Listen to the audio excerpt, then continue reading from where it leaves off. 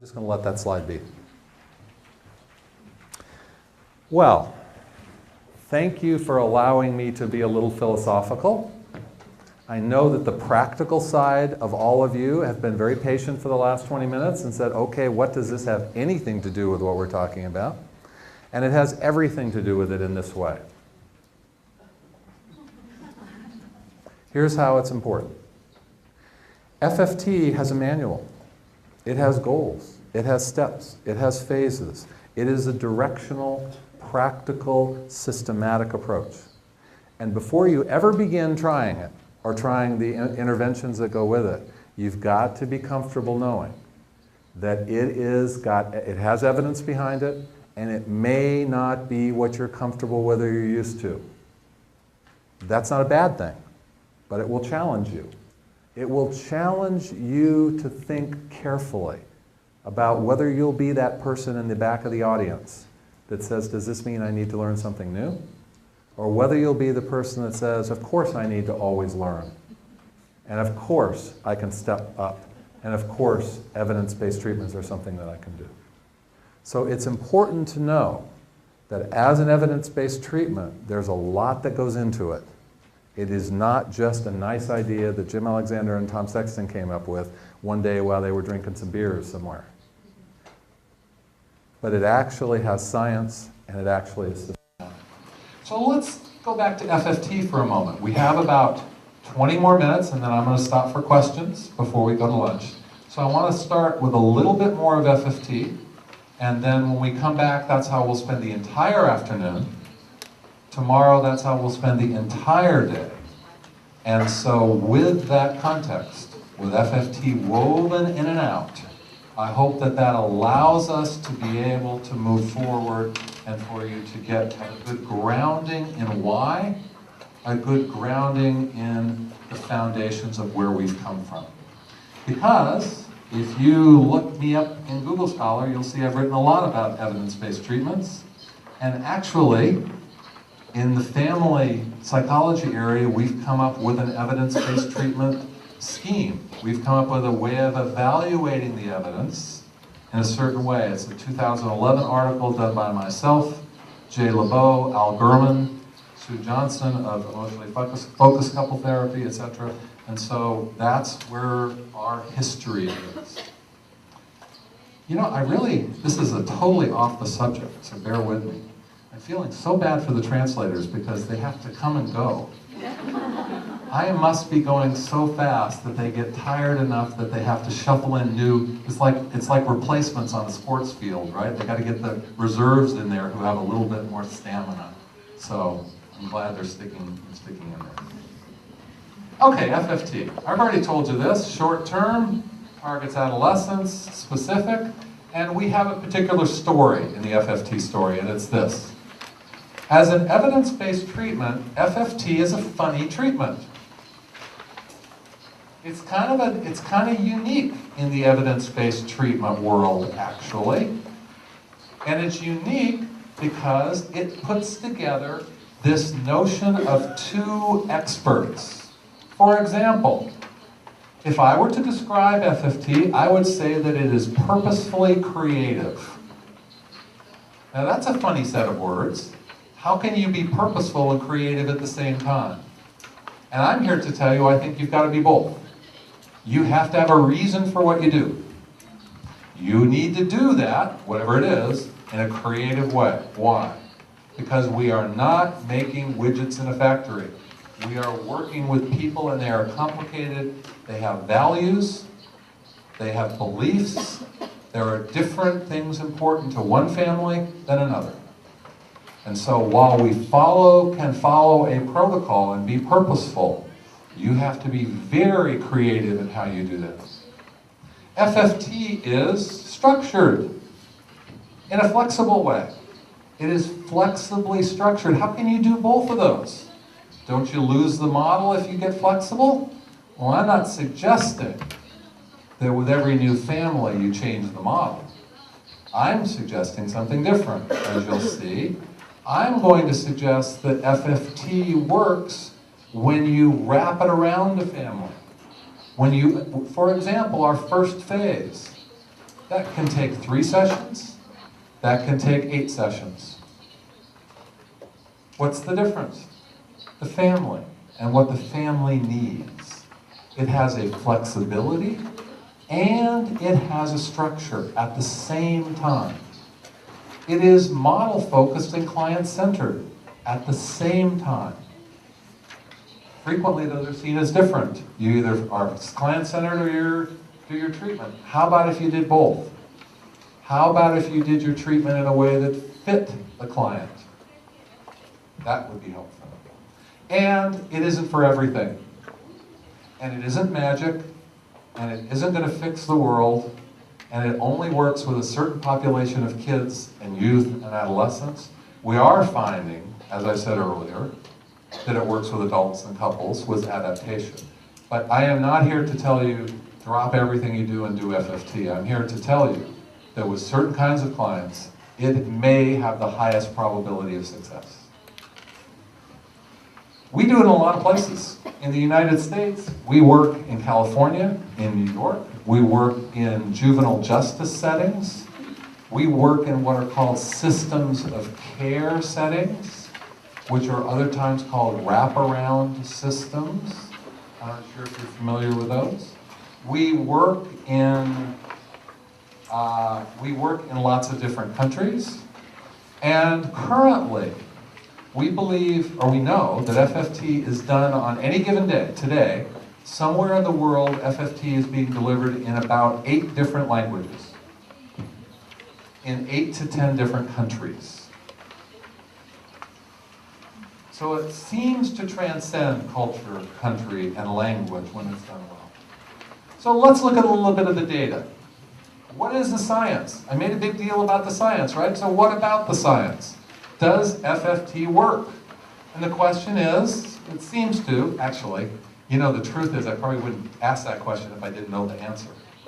And I probably wouldn't ask that question if the answer wasn't a good one. So the truth is, you know, it does work, but let me show you some of the data. Starting in 1973, look at the blue lines. The blue box is FFT. The brown box, or the brown bar, is not no treatment, which is one of the arguments about evidence-based treatment. They're always compared against nothing. No, this was the very first FFT study done by Jim, was done comparing FFT to a family-based, family-centered family therapy. They had 74% recidivism in the traditional family therapy. 74%. FFT had a recidivism rate in the first study of 28%.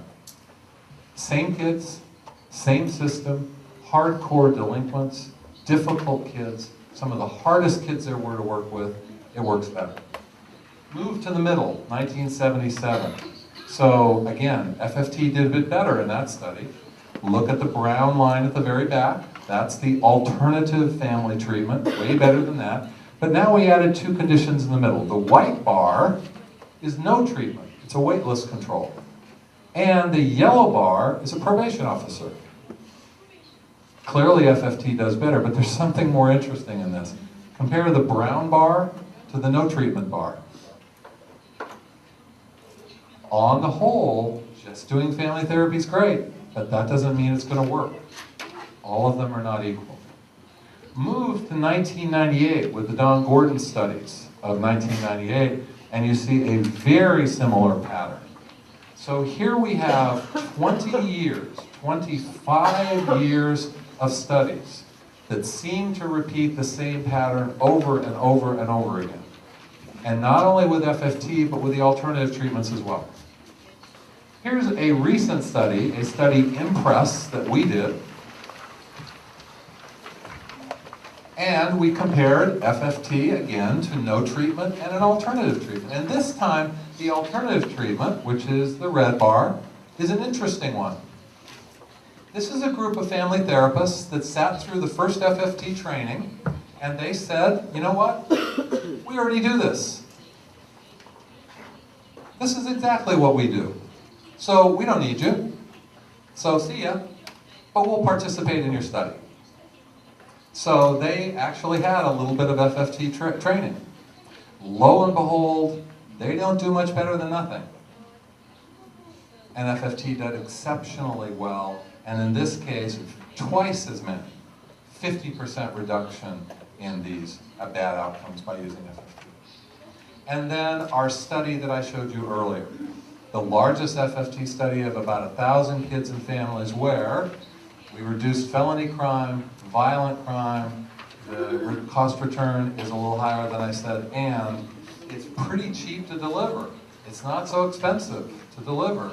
And you saw the outcomes in terms of these lines. This just shows you the blue and yellow. Well, we got interested in something else. We got interested in whether or not you would think that if a kid in the juvenile justice system breaks stuff and robs things, maybe he's different than someone, he or she is different than a kid that hurts people, or a kid that uses substances and has that as a problem. So we got into the specificity of the client problem, and we tried to see if there was differences. And in the last study I showed you, the one that's impressed, FFT does exceptionally well with all sorts of different kinds of problems that kids have. Substance abuse problems, legal problems, etc. And it is better compared to both probation and an alternative treatment. What I don't have to show you here, I should have included it, is we did one more analysis in this study and we looked at the gender of the client. We were really curious. Does FFT work equally well for boys and girls? And the answer is, there's a difference. And the answer may not be the one you think. FFT seems to work better for girls than boys. Now, that's curious to us. How come that is? And we have a lot of hypotheses about it. Maybe girls are more relational, maybe girls are more, family-oriented. We can't quite figure it out. But there's a gender effect. Both were effective, but there was a difference. We don't quite understand what that difference is yet. Studies I have not shown you. Studies of race and ethnicity, no difference. Studies comparing FFT to sending a kid away and putting them in residential treatment. Guess what? Same outcome. Except we did it with 12 weeks and they did it with 2 years. 2 years of treatment being equal to 12 weeks of treatment. And the third one, we have a student dissertation where we looked at FFT with kids that committed sex offenses. I don't know if that's an issue here, but it is a big issue in America. And guess what? In the United States, we get so worried about these kids doing, quote, sex offenses, that we put them away and put them in these structured programs that frequently last for years. 12 weeks of FFT worked is just as well as 2 years of individual, group, family, an electronic bracelet on your leg, and all the other things, and it worked equally as well as this long-term treatment. Does FFT work? Well, we don't know exactly in every sense, but we do know that it seems, and it seems compared to many things. These are the outcome studies. However, I'm going to show you, as we go through the phases of FFT this afternoon, I want to show you what I think are even the more interesting studies, which are the process studies. For example, I'm going to suggest to you that in the very first session, the best thing you can do is reduce the negativity and blame between a kid and their parents. Why? Well, I better show you the science of it, right? And we have now studies that show that if you do not reduce the blame between and the negativity between families and kids and their families, guess what happens? They drop out by the third session. It is not the amount of negativity. It's that before the session is over, you have to get it lower. I'll show you blame ratings. And we found that in that kind of process study, that if you don't reduce blame, that these families don't do very well. So we have a series of process studies, and we continue to do them. We're doing them all the time. We're moving now on to our behavior change phase and our generalization phase, trying to look at the studies of that. So my point in telling you all of this is this. We're not just trying to have good outcomes and come and tell you that FFT works. We're trying to practice as we speak. We are trying to practice FFT in an evidence-based way and continue to gather evidence as we go. Continue to look at questions. The science of FFT is not nearly ended. We think we've only barely scratched the surface and just gotten a good start. So, it seems that this 12 session, or not just 12, but this short-term model, followed in a protocol based on evidence, meaning it's an evidence-based approach. When it's done well, it seems that it works significantly better than alternative approaches. Now, the devil is always in the details, as they say. And the details, with your patience to this morning, are to come. And the details are in how you do this. And the details are actually in three things. First, the details are in the lens that you use to look and think about families, the problems that they have, and what they struggle with. The details are in the map that you follow when you walk in the room. The details are in the artfulness in terms of how you use it. And actually, I know it's a Japanese car, but I have to tell you that the details are all about, when you implement it, it has everything to do with my car. And I drive a Toyota Prius. And I'm going to try to show you, because you don't have to do something to entertain you. You've been very polite. But I want to try to show you how my car is a terrific example, despite it's a Japanese car, terrific example of how you do good therapy.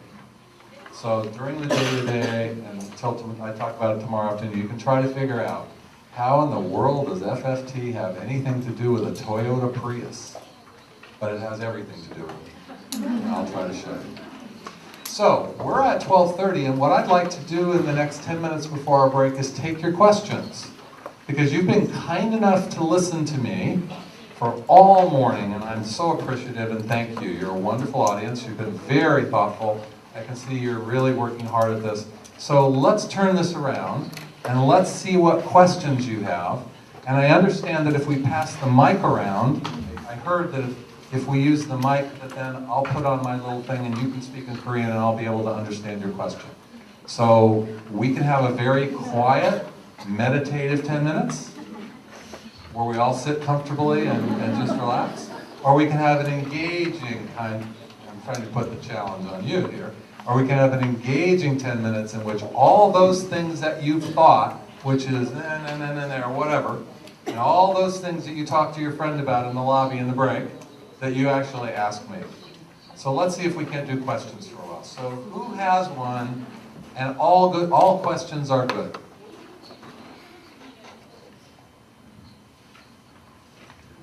Sir.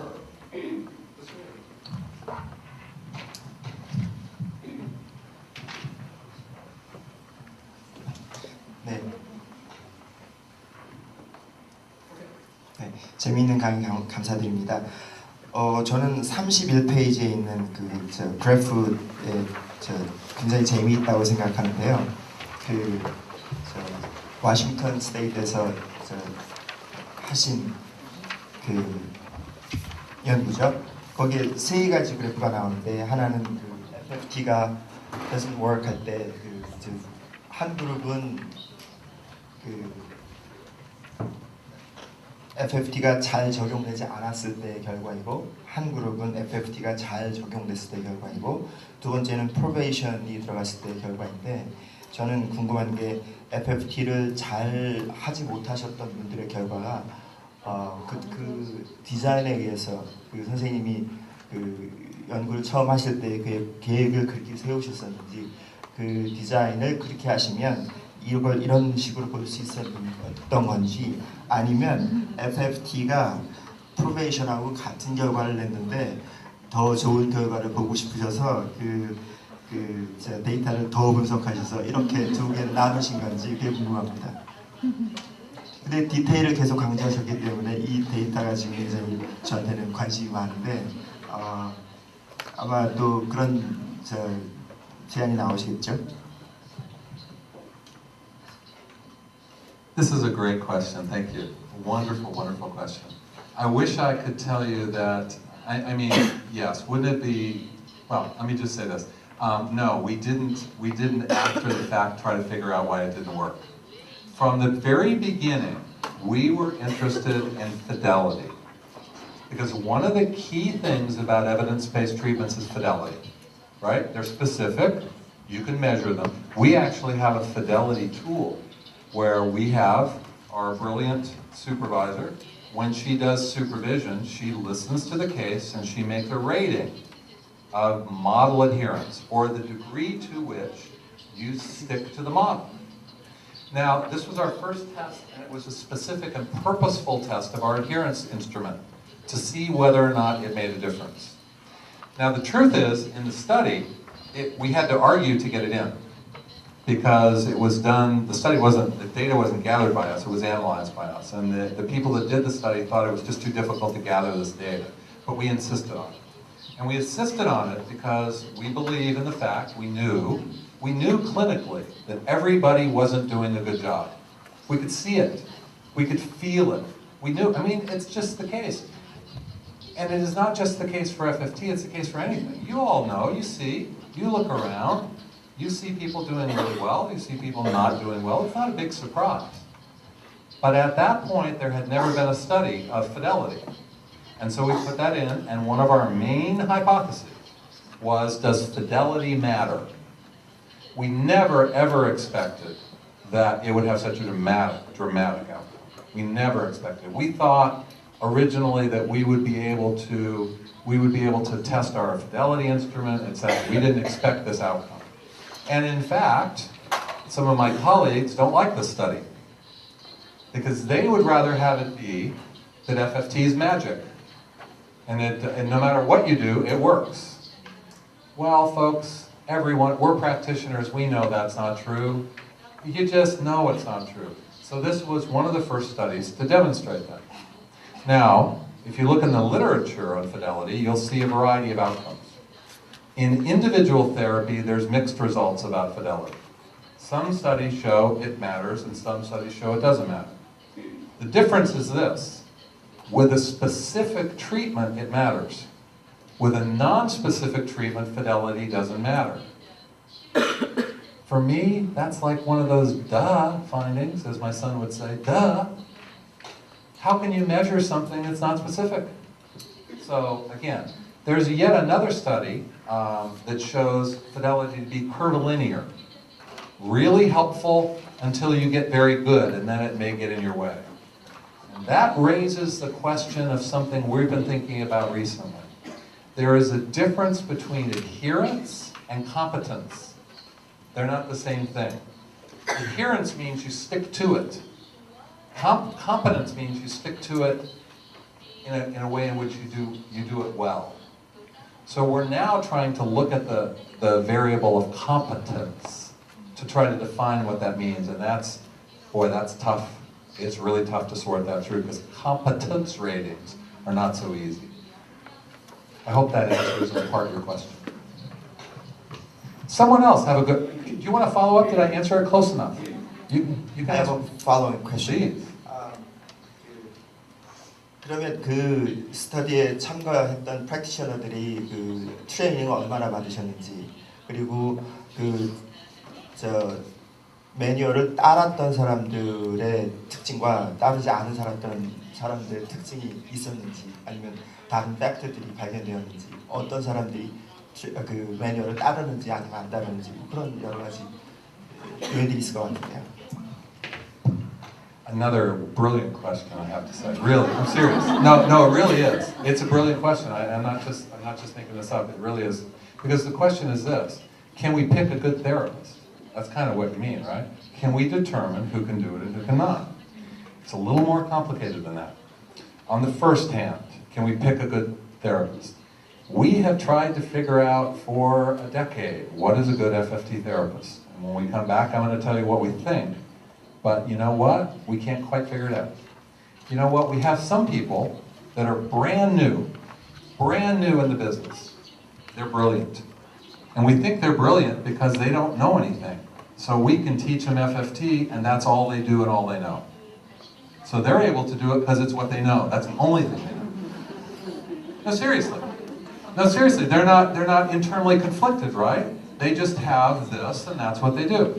And on the other hand, we've had other people that are enormously experienced, and I would say that some of them have been able to do a brilliant job also. In fact, they do better than the non-experienced because they not only bring experience with them, and experience is really critical.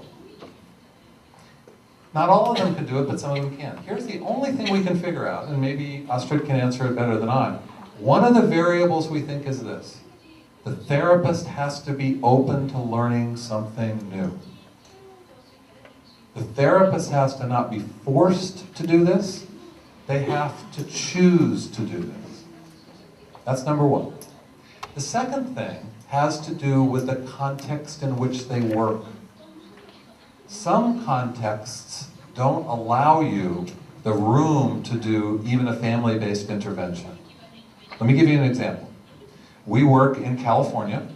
I came from California. I was doing 2 days of training before I came here in Orange County. Do you know that they have to bill 25 billable hours in every week in order to keep their job? 25 families in a week. Now that doesn't sound like, I mean, if you work 40 hours, you think, well, that's half of it, you know. But that's a lot when you think of paperwork and you think of staffing, and that's a lot of work. That's a very difficult context to do well in. And some of the people in this study worked in organizations that didn't support the intervention. They didn't help the clinician do well. Organizational context has been found to be an essential variable in every one of the evidence-based practices. Do you provide incentives for the clinician to do it? Do you provide space and room and support for them to do it? Do you give them what they need to do it well? Some places do and some places don't. So the bad news about our study was we didn't measure the organization. I wish we would have, but we're doing that in our current NIMH study. We're looking at organizational context to see if that has an impact. So that's why it's a brilliant question, because it really speaks to the two critical elements, which is what about the clinician? And just like the family, where everything is context, with doing the treatment, everything is context. And if you have space to do it and support to do it, you have a chance. If you don't have space and you don't have support, you don't have a chance. We have time for one more. He's done such a great job with questions, so someone else I'm sure has something that bothers them or worries them. Yes, ma'am.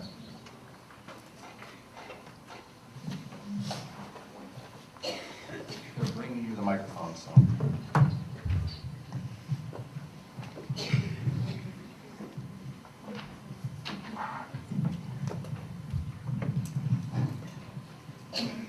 제가 궁금한 것은 10페이지에 보면은 그 외연화 문제 궤적에서 두 가지를 말씀해 주셨는데 조기 발생 궤적에서는 후에 심각한 범죄자가 20 내지 40% 남자 청소년만 범죄에 속하고 후기에는 심각한 범죄자 60 내지 80%가 이 범죄에 속한다고 말씀하시면서 이제 제가 예측해 볼 때 마지막에 이제 교수님께서 말씀하실 때 조기 발생 쪽에 더 관심을 가지는 것이 잘못됐다고 말씀을 하셨어요.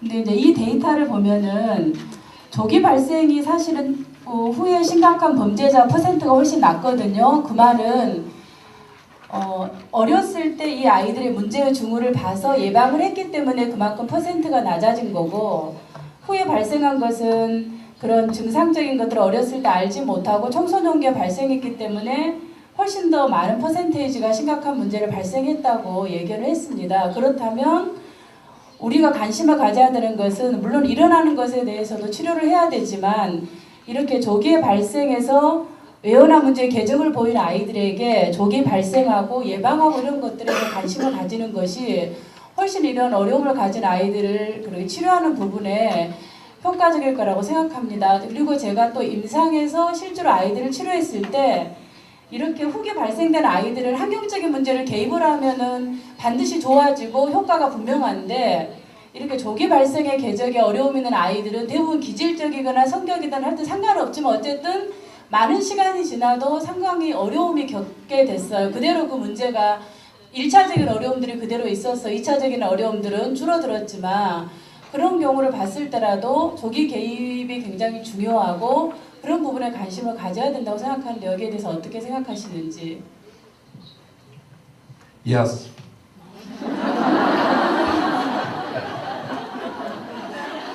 It's true.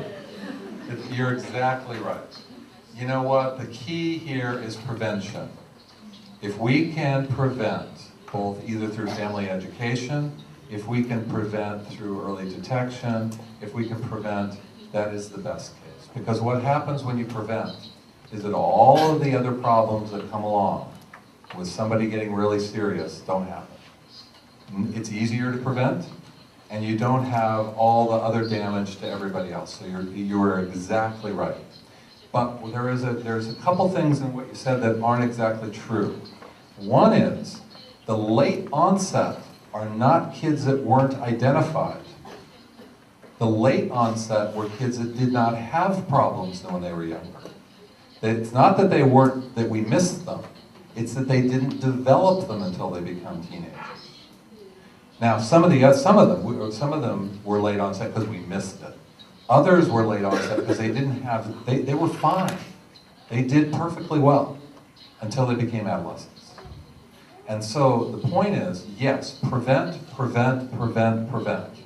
And family-based approaches, parent education, good ones, based approaches are great. They will help prevent. On the other hand, my more important point was this. With all the prevention in the world, adolescence brings a new thing to a family. And that new thing that it brings, we can't prevent all of that. It doesn't happen until they get to be that age because of things like peers and other things. So with all the good prevention we could do, we still need to intervene and prevent those adolescents that are in the late onset group from going so long that they're in so much trouble and they're having such difficulties that it's really serious. Prevention can happen at both of those points.